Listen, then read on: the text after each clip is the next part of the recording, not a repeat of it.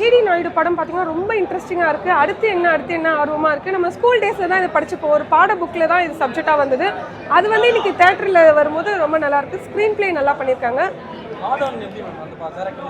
மாதவனை சொல்லவே வேணாம். அலைப்பாயுதையிலேருந்து இன்றைக்கி வரைக்கும் எனக்கு மாதவனா ரொம்ப பிடிக்கும். அதனால தான் இன்றைக்கி ஃபஸ்ட் டே ஃபர்ஸ்ட் ஷோக்கு வந்திருக்கேன்.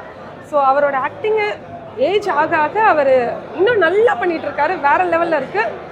இதில் பிரியாமணி வராங்க, துர்ஷரா வராங்க, 2 ஹீரோயின் வராங்க. ரொம்ப இன்ட்ரெஸ்டிங்காக இருக்குது. ஃபேமிலி ஓரியன்டான சப்ஜெக்ட். கண்டிப்பாக ஃபேமிலியோட போய் பாருங்க.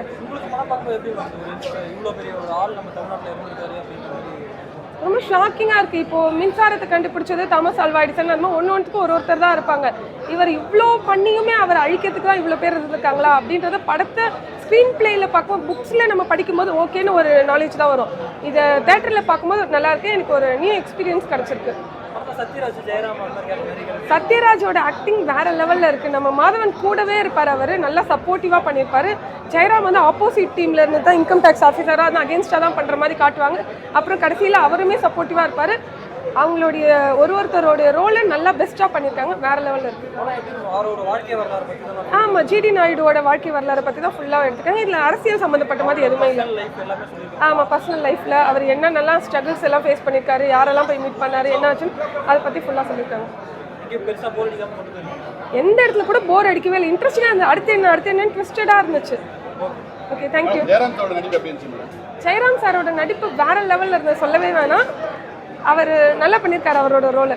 இந்த படத்துல வந்து அந்த ஜிடி நாயுடு சொல்லுவாரு, எல்லாரும் நடிகைக்கு அடிமையா இருக்கீங்க அப்படின்னு சொல்லி இளைஞர் சொல்லுவார். அப்பவே இப்போ வந்து எல்லாம் இளைஞர்லாம் வந்து ஹீரோக்கு அடிமையா இருக்காங்க. அதை பத்தி கருத்து என்ன? அப்படி எதுவும் ஒன்றுமே இருக்கு. ஒருத்தர் அப்ப டிஷர்ட்ல போட்டுருப்பாங்கல்ல, ஆமா, அப்ப வந்து அப்பவே வந்து நடிகைக்கு அடிமையா இருக்காங்க இளைஞர். கரெக்ட். அதை பாக்குறப்ப என்ன தோணுச்சு? அதான் எனக்கு சொல்ல தெரியல. என்ன சொல்றது? அந்த காலத்துல இளைஞர்கள் நடிகைக்கு அடிமையா இருந்தாங்க. ஆமா, இப்போ சிலுக்குக்கு இருக்க மாதிரி ஃபேன்ஸ் இருப்பாங்க. அந்த மாதிரி டிஷர்ட்ல ஹீரோயின்ஸோட போட்டோஸ் போட்டு வந்து உட்காந்துருப்பாங்க.